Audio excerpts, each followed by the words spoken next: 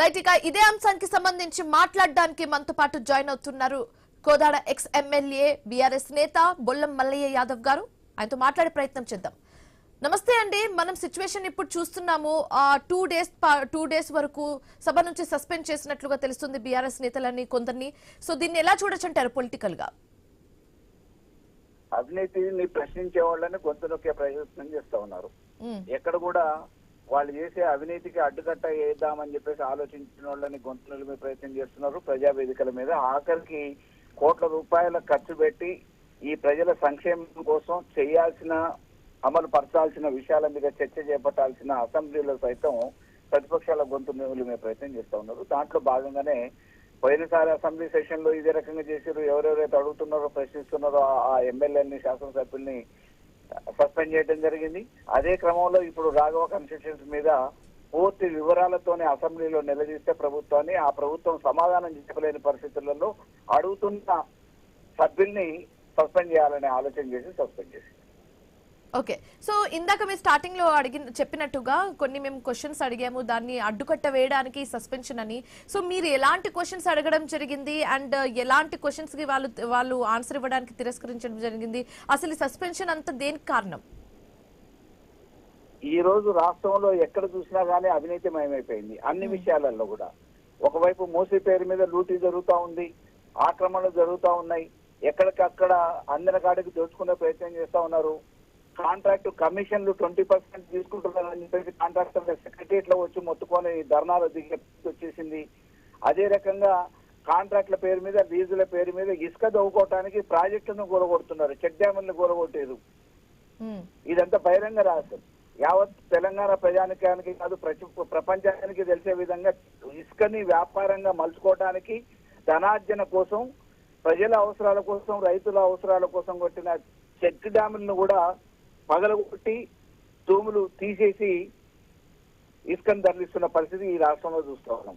ఎక్కడికక్కడ అందిన కాడికి రాఘవ కన్స్ట్రక్షన్ లో జరుగుతున్న అవినీతి మీద, కుంభకోణం మీద గత వారం 10 రోజులుగా చర్చ పెట్టమని చెప్పేసి మా సభ్యులు అడగటం, ఆ చర్చని చేపట్టిన తర్వాత దాని పూర్తి వివరాలు ప్రశ్నిస్తా ఉంటే తప్పించుకోవడానికి ప్రయత్నం చేసి ఈ రోజు సమాధానం చెప్పలేని పరిస్థితులలో అసెంబ్లీ నుంచి సస్పెండ్ చేసి తీర్మానం చేసి సస్పెండ్ చేస్తా ఉన్నారు.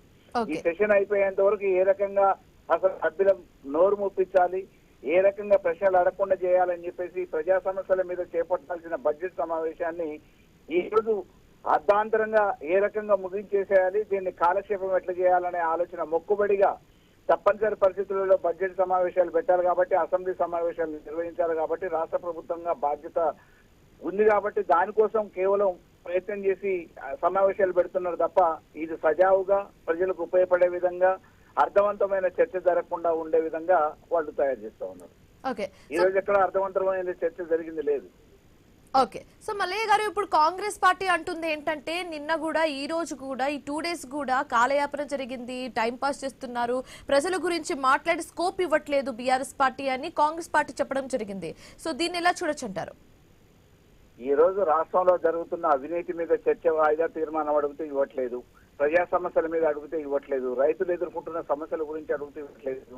అదే రకంగా 6 గ్యారంటీలు ఏవైతే ఉన్నారో 420 హామీలతో పాటు 6 గ్యారంటీల గురించి చిచ్చబెట్టమనంటే దాని గురించి మాట్లాడే ప్రస్తావన తీసుకురావట్లేదు. ఈ రోజు వాళ్ళేదో మొక్కుబడిగా కాలక్షేపం చేయాలనుకుంటున్న దాన్ని సమయాన్ని వృధా చేయకుండా అవసరమైతే అర్థవంతమైన చర్చ జరగడానికి మేమందరం కూడా సంయుక్తంగా సహకరించడానికి సిద్ధంగా ఉన్నాం.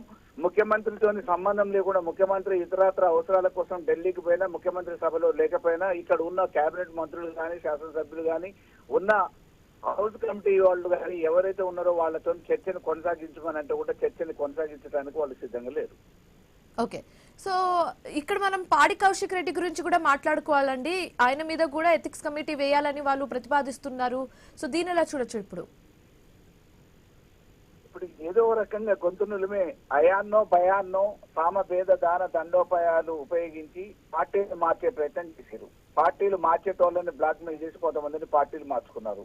ఇతరత్ర కొంతమందిని లొంగని సభ్యుల్ని ఏదో రకంగా భయపెట్టో లేకపోతే బెదిరించో బ్లాక్ మెయిల్ చేసో లొంగ తీసుకోవాలనే ఆలోచన చేస్తా ఉన్నారు. పార్టీలు మారేటోళ్ళని పార్టీలు లేకపోతే ఇతరత్ర ఏ రకమైన అవకాశాలు ఉన్న వాళ్ళని ఆఖరికి ఈ రోజు కౌశిక్ రెడ్డి గాని ఇతరత్ర శాసనసభ్యుల మీద మిగిలిన ఈ టీఆర్ వ్యక్తులు ఎవరుతున్నారో వాళ్ళ మీద ఏదో రకంగా కక్ష సాధింపు చర్యలు జరుగుతూ ఉన్నాయి తప్ప వాస్తవానికి ప్రజాస్వామ్యయుతంగా ఈ రోజు అసెంబ్లీ సమావేశాలు నిర్వహించట్లేదు, ప్రభుత్వాన్ని రేవంత్ రెడ్డి గారు నిర్వహించట్లేదు.